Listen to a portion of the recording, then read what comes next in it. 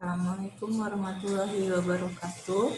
Baiklah, kita masuk ke pertemuan ketiga tanggal 6 Oktober 2020. Sekarang kita membahas mengenai akuntansi perpajakan atas kas dan setara kas. Nah, sesuai dengan materi yang ada di RPS, pertemuan selanjutnya kita akan membahas tentang akuntansi perpajakan atas kas dan arus dan setara kas. Nah, jadi untuk pertama kali kita akan mempelajari dulu mengenai dasar dari kas dan setara kas. Jadi, kas merupakan aset yang paling liquid. Nah, kas itu merupakan media pertukaran standar dan dasar pengukuran serta akuntansi untuk semua item-item lainnya. Perusahaan umumnya mengklasifikasikan kas sebagai aset lancar.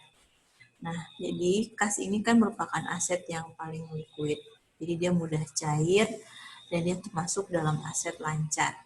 Kemudian, setara kas menurut IAI tahun 2009 dalam SAK etap bahwa investasi jangka pendek yang sangat liquid yang dimiliki untuk memenuhi komitmen kas jangka pendek bukan tujuan untuk investasi atau lainnya. Jadi, kesimpulannya yang termasuk dalam komposisi kas adalah semua elemen yang dapat diterima bank sebagai setoran sebesar nilai nominalnya setiap saat. Nah, jadi ini adalah dasar untuk pengertian kas dan setara kas. Kemudian, adapun yang tidak termasuk dalam kas yaitu deposito berjangka, cek kosong, cek mundur, franko, dan overdraft bank. Nah, kita hanya sekilas untuk mempelajari dasar dari kas dan setara kas karena kalian sudah mempelajari itu pada pengantar akuntansi. Selanjutnya kita akan mempelajari mengenai pengendalian kas. Pengendalian kas yang pertama adalah pengendalian kas dari penjualan tunai. Biasanya di dalam tugas akhir mahasiswa ada juga yang judul dari tugas akhirnya itu mengenai analisis pengendalian kas. Nah, jadi untuk pengendalian kas dari penjualan tunai itu contohnya adalah register kas atau cash register. Kemudian pengendalian kas yang diterima melalui kiriman pos seperti cek, wesel, and draft bank. Ya. Kemudian masuk ke pengendalian internal kas. Secara garis besar, akuntansi terhadap kas harus diarahkan kepada dua hal, yaitu administratif dan accounting control yang secara umum terdiri dari menyediakan kas yang cukup untuk operasi perusahaan sehari-hari atau likuiditas. Yang kedua, menghindarkan terjadinya kas menganggur atau idle money. Dan yang ketiga, mencegah terjadinya kerugian-kerugian sebagai akibat dari adanya penyalahgunaan terhadap kas. Jadi di dalam perusahaan itu perlu adanya pengendalian internal kas. Nah, tujuan dari dilakukannya pengendalian internal kas itu adalah yang tiga hal ini. Nah, jadi jika tidak ada pengendalian internal kas, maka akan terjadinya hal-hal yang tidak diinginkan seperti tidak adanya kas yang cukup untuk operasional sehari-hari, kemudian adanya kas yang menganggur, dan adanya kerugian-kerugian. Bagaimana kita ketahui tadi sebelumnya bahwa kas itu adalah aset yang liquid dan mudah cair dan mudah dibawa-bawa dan mudah diselewengkan. Maka di dalam perusahaan diharuskan adanya pengendalian internal kas. Kemudian tujuan dari pengendalian internal kas adalah yang pertama, untuk mengamankan dan mencegah terjadinya pemborosan, penyalahgunaan, dan ketidakefisienan dari sumber ekonomi yang dimiliki oleh perusahaan. Yang kedua, menjamin ketelitian dan dapat dipercayainya atau reliability keberadaan data operasional dan akuntansi yang dihasilkan. Dan yang ketiga adalah mendorong terjadinya efisiensi operasi dan dipatuhinya kebijakan manajemen. Nah, jadi di dalam perusahaan itu seperti yang dijelaskan tadi bahwa harus adanya pengendalian internal kas untuk mengamankan dan mencegah terjadinya pemborosan. Untuk mencegah hal-hal yang tidak diinginkan terjadi. Jika tidak ada pengendalian internal kas, maka akan terjadinya pemborosan, penyalahgunaan karena tidak jelas batasan-batasannya dan tidak jelas kebijakan dari manajemen perusahaan tersebut. Kemudian Apa saja sistem yang digunakan dalam pengendalian internal kas? Yang pertama adalah sistem voucher atau voucher system, di mana sistem pengeluaran kas ini direncanakan dulu terlebih dahulu, yang dicatat di dalam register voucher dan register cek. Jadi sebelum kita mengeluarkan pengeluaran kas harus direncanakan terlebih dahulu dan dibuat di dalam satu voucher, yang kedua register voucher, yang ketiga file untuk voucher yang belum dibayar, yang keempat cek register, dan yang kelima file untuk voucher yang telah dibayar. Kemudian transfer dana secara elektronik. Nah, kita masuk ke materi selanjutnya, yaitu mengenai kas kecil. Nah, kalian juga sudah belajar juga di pengantar akuntansi mengenai kas kecil. Menurut buku Sumarso tahun 2004, kas kecil merupakan sejumlah uang tunai tertentu yang disisihkan dalam perusahaan dan digunakan untuk melayani pengeluaran-pengeluaran tertentu. Biasanya pengeluaran-pengeluaran yang dilakukan dengan kas kecil adalah pengeluaran-pengeluaran yang jumlahnya tidak besar, pengeluaran lainnya yang dengan bank. Nah, jadi kalian juga sudah belajar mengenai kas kecil, dan ada juga judul-judul TA mahasiswa yang menganalisis akuntansi kas kecil perusahaan. Jadi kalian bisa mempelajari lebih lanjut juga ya di pengantar akuntansi, dan ini hanya untuk materi untuk mengulang-ulang kembali, karena kita akan memasuki akuntansi perpajakan dari kas dan setara kas, maka kita harus memflashback ulang materi pengantar akuntansi. Jadi contoh pengeluaran yang menggunakan kas kecil yaitu seperti biaya makan minum, biaya perlengkapan, biaya keperluan kantor, serta biaya-biaya lainnya. Nah, adapun di dalam kas kecil, metode yang dilakukan untuk mengelolanya. Yang pertama adalah impress fund method atau metode dana tetap. Di dalam metode dana tetap ini, bahwa dana yang ada di rekening kas kecil itu selalu tetap. Jadi, sebesar cek yang diserahkan ke kas kecil untuk membentuk dana kas kecil. Jadi, dananya itu di dalam rekening itu selalu tetap. Misalnya kalau 5 juta untuk dana kas kecil, maka sebesar itu juga seterusnya. Kemudian untuk fluctuation method atau metode dana cadangan. Metode ini merupakan suatu sistem pengelolaan dana kas kecil yang saldo rekeningnya tidak tetap.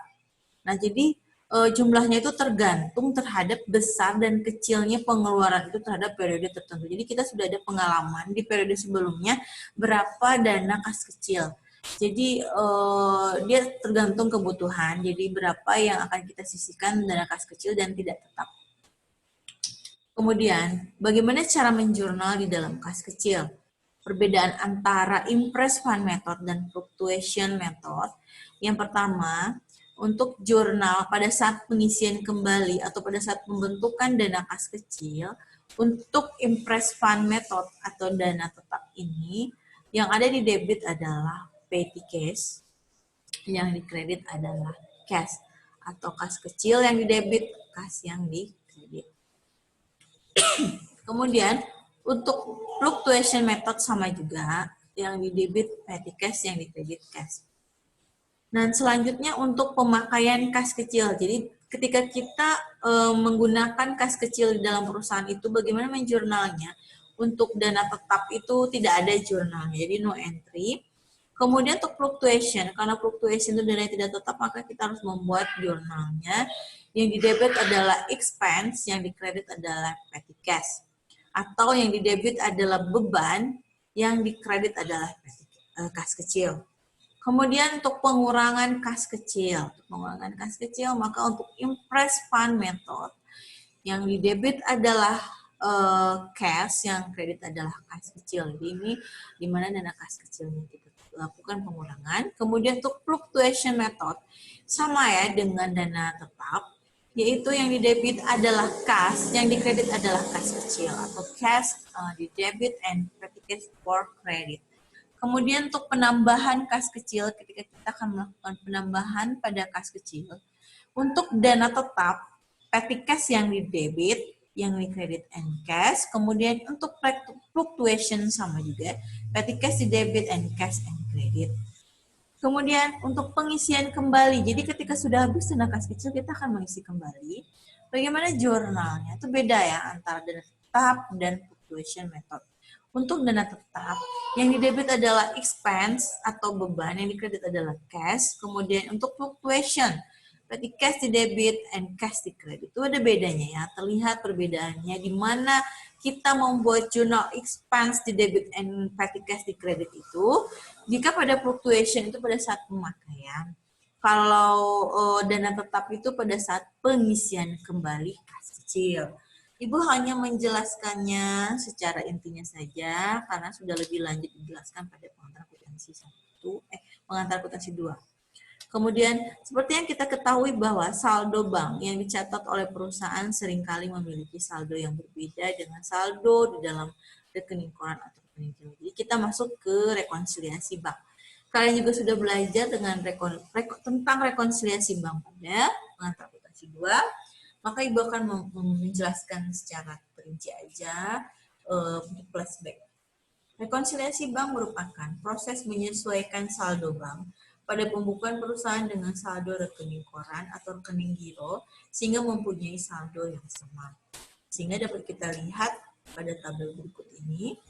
Nah, apa saja yang dilakukan rekonsiliasi bank? Transaksi apa saja yang dilakukan dalam rekonsiliasi bank? Yang pertama adalah deposit in transit atau setoran dalam perjalanan. Nah, jadi ada perbedaan antara pembukuan di perusahaan dan pembukuan yang ada di bank. Nah, kalau di pembukuan di perusahaan itu sudah menambah saldo kas, kalau di bank belum menambah saldo kas.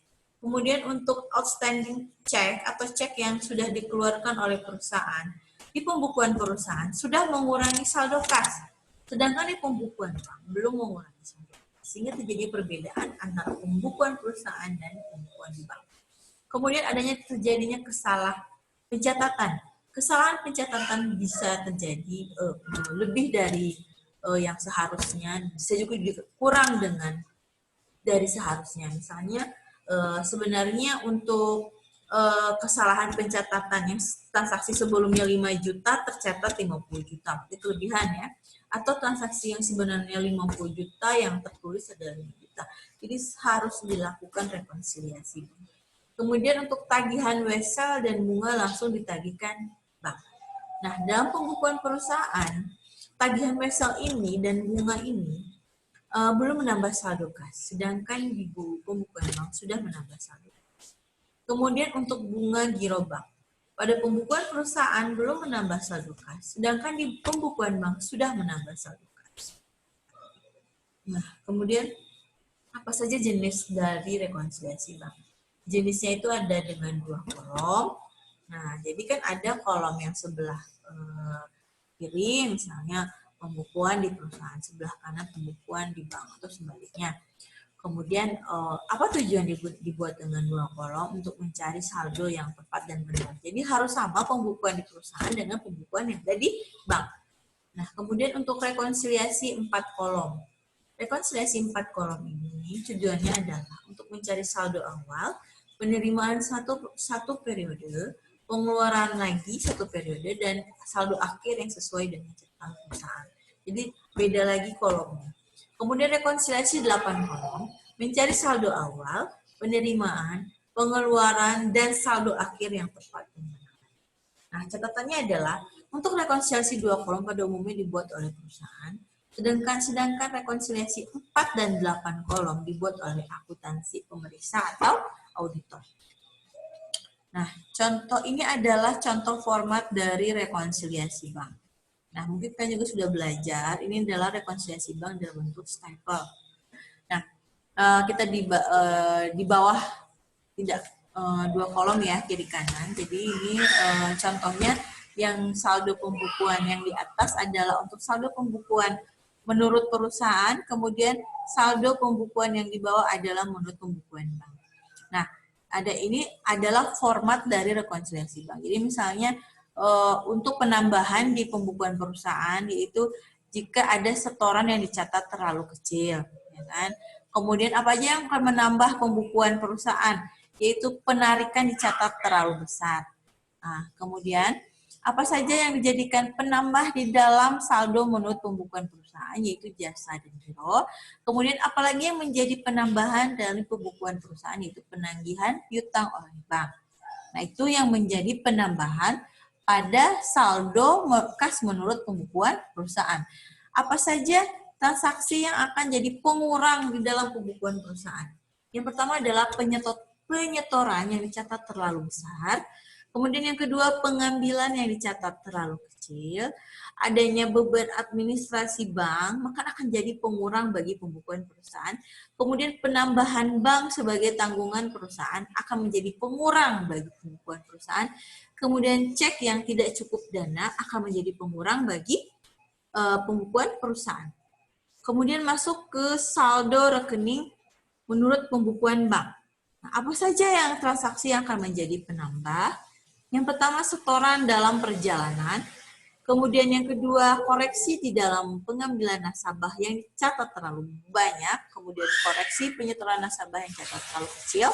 Koreksi pencatatan yang merugikan nasabah. Yang jadi pengurangan adalah cek dalam peredaran, koreksi pengambilan nasabah yang dicatat terlalu kecil, dan koreksi penyetoran nasabah yang dicatat terlalu besar. Ya, kita berhenti dulu karena ini ya, datanya